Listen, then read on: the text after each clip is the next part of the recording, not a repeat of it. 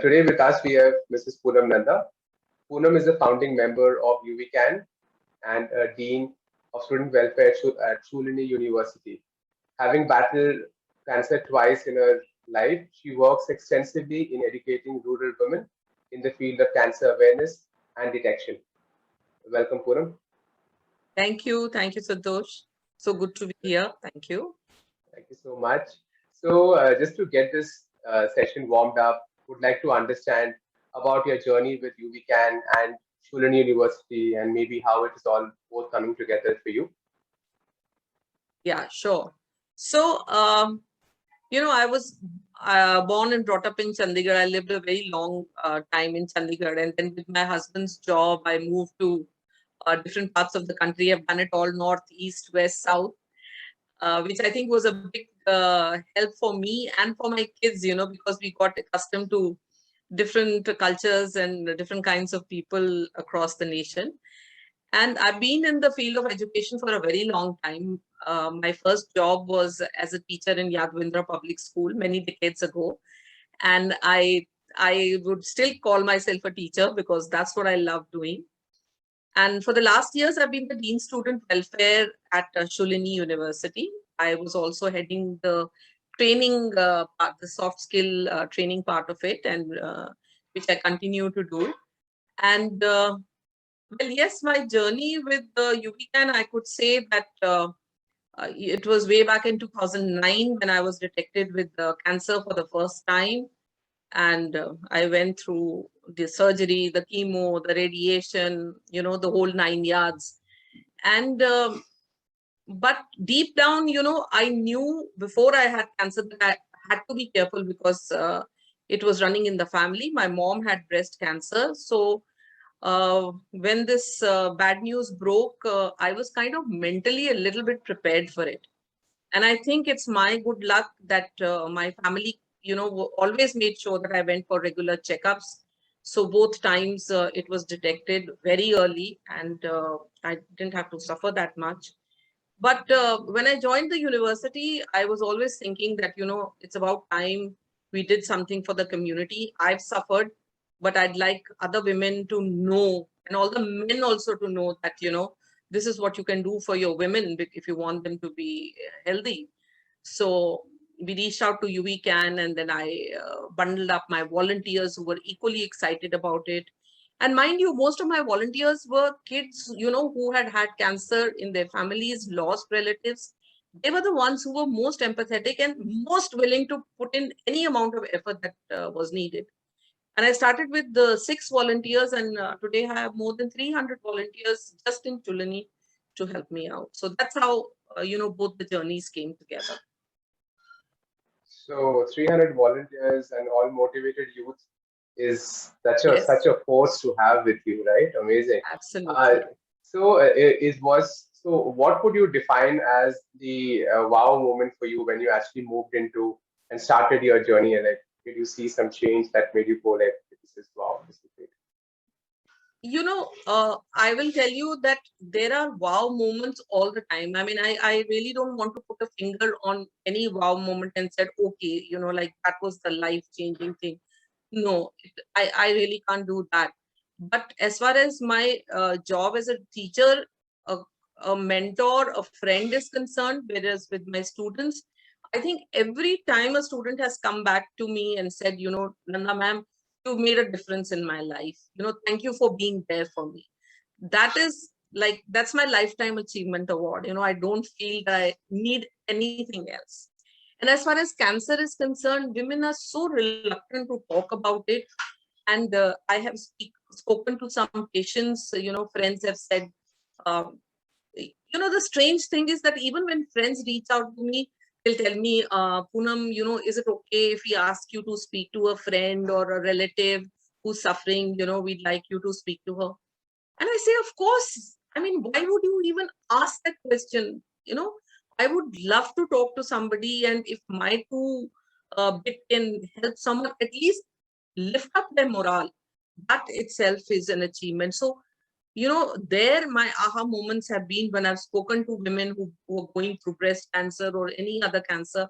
And I've told them, look, I've done it twice and I'm here in front of you. And at the end of the conversation, if they turn around and say, thank you, Poonam, or thank you, Nanda ma'am, you spoke to us and, you're feeling better, uh, you know, feeling a bit strengthened, we feel we can cope a little better. That is my aha moment, honestly speaking. Yeah, I mean, and the thing about cancer is most of the people, they almost give up the battle. I mean, they're not willing to really fight the battle. So I think such kind of motivation and seeing people who have battled it twice and taken cancer head on and emerged victorious are the stories that are going to help in a big manner. But Absolutely. yeah, but Absolutely. And Santosh, it's not easy. It's not easy when you're told that you have cancer. And, in my case, that, I never gave up hope in the sense that I knew it was very early and it could be. My doctors were so, they made me feel as if I was just had the flu. I mean, I remember after my surgery, I was sitting on the bed and my husband was giving me breakfast on the bed. So my doctor walked in and he said, "Are you sick?" I said, "No, I'm not." He said, "Then why the hell are you sitting on the bed? Go and sit on the table in the chair and have your breakfast there." So, you need that kind of support to tell you that, okay, it's a tough time, but it'll all go away. You'll be fine. So that's what matters, I think. yes, absolutely, and I think the entire support system is so key in the entire in the journey for fighting this. India is, of course, a very complex country, and broadly, if I were to generically divide into two parts of urban and rural India, okay, both operate in a very different manner.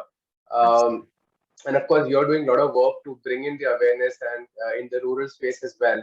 What has been those challenges that you've had to face in the rural communities to get them aware and to come forward and to get themselves tested? Yeah, the rural women actually need a lot of counseling to come out of their shell. My university is in Himachal, so we do a lot of community work in the villages in and around Himachal. And you know how it is. I mean, women will go through death, but they will not talk that there is something wrong with them. I remember we were doing a camp where, it was breast cancer and throat cancer. And we had this lady who was consuming tobacco regularly. The doctor could see full blown stuff in her throat. But she kept saying, "नहीं, मैंने चूना लगा लिया है, वो ठीक हो जाएगा," those kind of things. One, the awareness levels are very low. Two, even if you are aware that there is something wrong with you, especially if it's like something to do with breast cancer or cervical cancer, I mean, they will die 100 deaths, but probably not mention it. So every time I have gone, I have, tried to be as explicit as possible, speak to them, tell them that it's all right. I mean, I know you guys are fighting shy of telling your husband, but there'll be somebody in your community, a friend, panchayati head lady, or somebody, or a lady doctor. We've taken doctors, YouWeCan has been providing us doctors, taking them there, giving them one-on-one counseling. So it's been a battle. And a lot of them will come up with the fact that, we are feeling so relieved that you brought a doctor or you've spoken about it. We can also talk about it now because we've been shying away from the fact that there was any kind of discomfort that we were having, or there was some bleeding or whatever. They didn't want to touch that topic. But let me tell you, Santosh, that this is not just a rural problem. Okay. My doctor, the second time I went for my treatment, this was 2018 when I was detected for the second time. And Dr. Kelkar, who's the director of Dinanath Mangeshkar Hospital here in Pune, he's been my surgeon. So he again, saw that little spot. It was so small that it was not even palpable, in the sense that you couldn't even feel it. It was brought up only because I went for the mammo and it came up and they realized that something was wrong. I was hale and hearty. कुछ नहीं था. I was perfectly fine doing my work. I had no idea that it had come back. So he told me, he says, that not even 2% of the women of India come for a checkup at this stage. Most of them will come when things are gone completely haywire. We are not able to do much for them. He says in the US, the percentage is way higher because people are so particular about their mammograms, about their, annual checkups and all. So if it's a challenge about talking about it in the rural, this thing, even in the urban sector, people are very laid back. So that's the message I want to give to all women. Your health matters. You need to go out there and get your checkups done regularly. And something that occurs being in India and given the health system, of course, access is one major problem, okay, of the health system, especially in the rural context. But in the urban and rural context, both the cost is a Yeah, significant element. So that how do is true. you see kind of breaking that barrier and making the access for people? How, like, yeah, But what's your also, view? let me tell you, Santosh, that costs have come down drastically.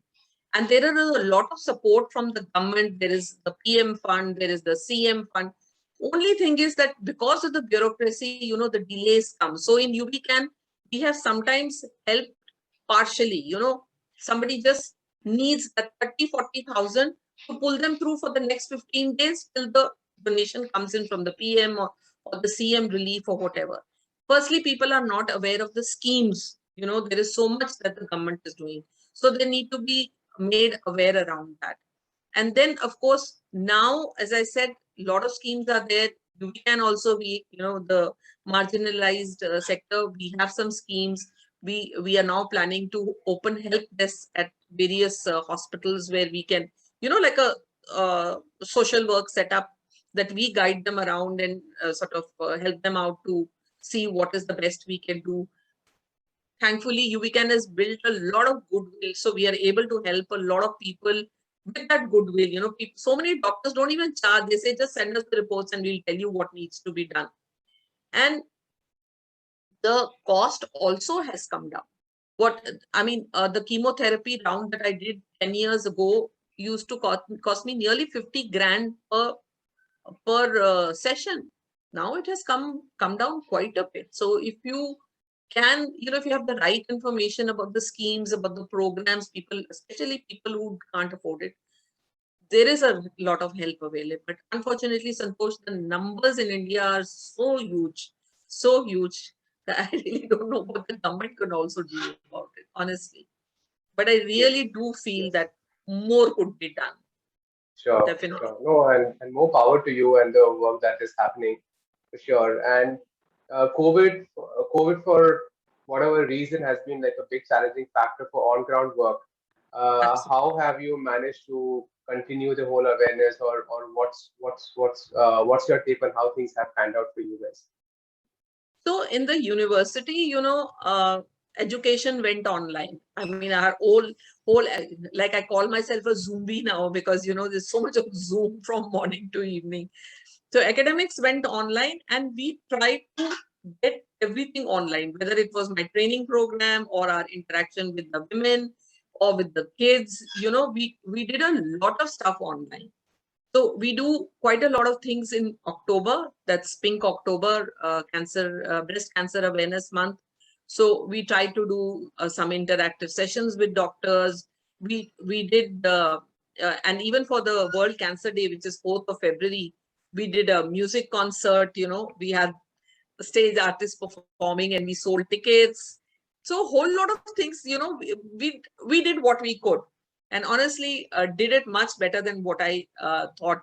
And as time went, we also kept learning how to make it more interactive, like you can send people into smaller meeting rooms and talk to them individually.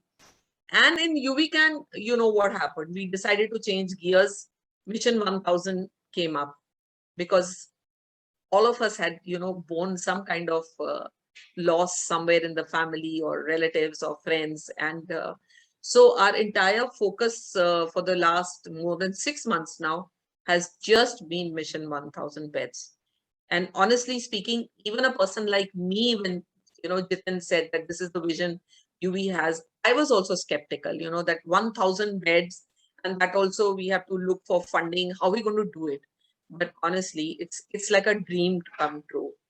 We've done, I think, more than 850 beds already, and I think by end October we should be finishing our 1000 beds. And then, of course, come back to cancer. But as you said, कि Covid में आपने क्या किया, तो Covid में हमने बहुत काम किया है. That's what I'd like to say. बिल्कुल बिल्कुल. And the thing is that, you know, one of my question I at times I ask is about innovation, and the thing which I gather from the social sector in general is everybody is out to solve a problem. Yes, And I think COVID has thrown up so many problems and so many innovative ideas have come. It is really heartwarming to see how things have moved. But since absolutely. this is title Leaders for Impact, you know, a question that comes my way is about core leadership values, because you know you've held forth for so long. Your journey has been very inspiring. What has been your core leadership values, if you really were to sum things up a bit? Uh, I've been what shall I say? I think my biggest USP has been, uh, my ability to carry my people with me. I remember once my husband threw me a challenge and said, your social projects we also have mandatory courses as social projects where kids have to be a part of some social work. So he said, wo mandatory hai. I will see, the real results if I see kids who don't owe you anything, you don't owe them anything, they're not getting any marks or grades, but let me see how you build up that team. So now when he sees my team and he says, yeah, now I understand that, you've been able to. So I think the ability to carry my people with me, maybe it's a done to death phrase, but to actually walk the talk, because whatever I expect my team to do or my students to do, I don't stand in one corner with my hands crossed and watch the show going on. No, I'm always getting my hands dirty with whatever they are doing. I'm doing it myself. Never mind, I'm 65 years old. People think, ma'am's becoming old, let her not do all the hard work. But to the best of my ability, I walk the talk. And, cancer has made me a far more, what shall I say, empathetic person, a people's person. Not that I wasn't one before. I mean, I've been a teacher for, as I said, nearly 40 years now. I've always loved kids, loved people, interaction and everything. But it's made me a better human being. I can actually hop across into the heart and the soul of the person standing next to me and understand what that person is going through. I'll tell you, I'm not boasting. I may be an ordinary teacher, I don't care. But my students love me. And they love me because I treat each one of them as an individual. Okay? For me, everyone is different. So I try and solve everything possible that I can, one. And secondly, I try and empower them with what they can do. So my biggest happiness is when I can sit back and look at something happening, which I've done 3 times over, but the 4th and the 5th time my team is doing it, I don't have to do anything. So I think these 2-3 very simple things. I'm not giving you any, big yarn or high level fundas, but that's been, those have been my Yes, principles, my yes. guiding lights. Of course, I mean, like the humility comes a big way to bring people together for sure. So thank you. Now, if you were to really look back in your career, okay, you've had a long journey. Who has inspired you very early in your life? Would you really like to recall somebody who really made you go, okay, this is great? Lots and lots of inspirations, I would say. But I mean, as far as the cancer journey has been, I think nobody could be more inspirational than UV himself, right? I mean, the fact that, I always, whenever I speak about him, I say that like 2011, billions of eyes were just resting on this boy because, he had brought home the cup. He was the man of the series. And I mean, what else could you ask for? Yeah, in this entire nation, you have this one man who's helped you win the cup, and you have the world at your feet. And then suddenly you realize that it's all coming to an end because you have cancer. I mean, that state of disbelief that we were all in, we tried to, say, no, it must be something wrong. How can it be? He's perfectly healthy. But whatever it is. So I always give my students example of UV saying that, learn to bounce back. I mean, for little things, we are crying and cribbing. So just look at what this boy has been through, and he's been able to come back, find a place in the country, team, and literally claw his way back. Another person who's really inspired me is a lady called Sanjana Goyal. I don't know if you are aware what muscular dystrophy is, but it's a disease that strikes your muscles. It's normally hereditary, and there is no cure for it. And as it progresses, it leaves your body devastated. Your limbs stop to work. Most of the time, most of the people, I would say, are confined to a wheelchair. So we have Indian Association of Muscular Dystrophy very close to our university, and we have these 3 siblings. All of them are confined to the wheelchair. So is Sanjana. But Santosh, you have to see that lady to know how you can work despite the fact that you're facing so many challenges. She travels. She is all over the place, holding events, raising funds, meeting people, organizing events, getting my volunteers to come over. I mean, you name it and she does it. And there is never a frown on her face. Never is there, you know, the fact is that, when you are confined to a wheelchair, some people, they just shy away from that. She doesn't. She was brought to the university on a wheelchair. We really had to struggle to lug it up to our open air theater. She didn't bat an eyelid. She was what she was. So these are the kind of people who inspire me, and that's what I tell my students. That there's so much to be grateful for. And just look at the fighting spirit of these people, and then thinking, what are we cribbing about? The fact that the hostel food was not good today, or that you walked an extra 2 kilometers to reach wherever you had, whatever it may be. So these are the kind of people I draw inspiration from. Absolutely, and the resilience is Yeah, what really differentiates them, right? Otherwise, absolutely. great. That brings me to another point of failure, because most people are afraid to fail, and that is where that I think is a defining moment for leaders. So, what is your take on leadership and failure? See, leaders need to recognize that failure is a part of the whole deal. Okay. And if you look at exemplary people who have failed, everyone will tell you that their biggest teacher was failure.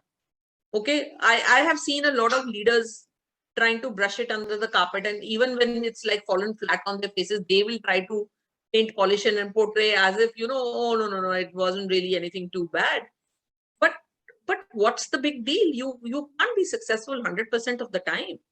I've also tried nothing drastic as such, but I would have also done lots of things which at the end of the day, I would have realized that no, it didn't work. So I think failure, maybe it's again a phrase done to that, but failure is your biggest teacher. It teaches you so much. And the fact is that you you need to learn from it. You can't be failing at the same thing over and over and again and keep saying, I'm learning. No, you're not learning. Learn from what you did wrong, come back stronger, fight back again. Maybe something else will fail this time, but whatever it is, keep going. As you said, resilience. And I think in our today's generation, resilience is something we really need to build into them. They panic and run very fast. That is my grudge with the new generation. I'm sure I hope and give them strength for them to learn faster. The thing is, uh, in leadership, okay, you have to make really tough decisions, okay, and that time you're not necessarily very populist by nature, and may be very difficult for you to deal with. So, do you recall any such decision that you had to take, and how did you cope with Not really. Not such a major decision as such that, it really impacted somebody's life and, I've had to fire somebody or something like that. No, not really.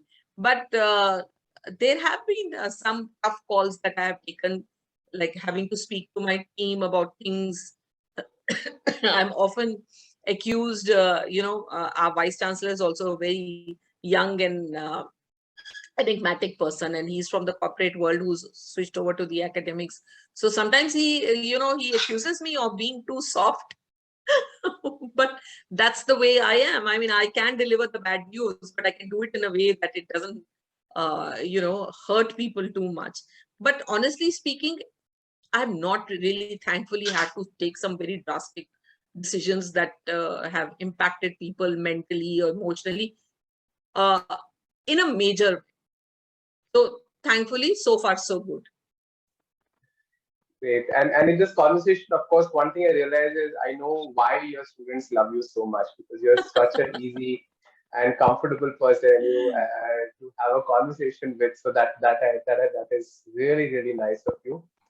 So to sum it up, in case you are fighting this battle, and India is a very big nation, what is the support that you want, if for whoever's watching this, for them to come forward? What is it that your last few words would be around that? See, people think that, I mean, I'm now talking from YouWeCan point of view, and people think that if they have to support an NGO or a foundation, we are only looking for money. No, we are not looking for money. Money will come. There are plenty of corporates like Accenture's, SBI Foundation, Give India. They've supported us, and that's how we've been able to do 850 beds. Of course, money is important. NGOs and foundations will always look for money. But the dedicated time and effort, I have lots of volunteers in Shoolini, but if I look, and then UV has some really, I mean, it's unbelievable, Santosh, the kind of following that boy has and the kind of work that I have seen them do, So that is what we need. There is a boy called Sujan, there is somebody called Nasir, they're all down south. So, we need more Sujans, we need more Nasirs who can partner us in everything that we do. If cancer awareness and cancer detection is what we are trying to do, and get people aware of the fact that cancer is not the end of the world. All you need is early help, early detection, early awareness, early medical help, and you're good to go. It's like any other disease that can be treated, but you need to be there well in time. Otherwise, even Steve Jobs had, the world under his feet, but he couldn't do anything about his pancreatic cancer because probably it was too late by then. So please come forward, volunteer, time, effort, money if you have. Otherwise, just partner us for all this awareness. And, we'd be so happy to have more volunteers all across the nation who'd help us in our cause. Together we can. You can, we can, we can. That's how it goes. Yes, great. So this has been really, really inspiring, and I am surely going to sign up. So you have me for sure. Thank you once again, ma'am, for all your kind words. Thank you, Santosh. Pleasure talking to you, and I really do hope this makes a little bit of a difference. Maybe a drop in the ocean, but maybe it's a drop that counts. Thank you so much. Thank you. Thank you. Bye.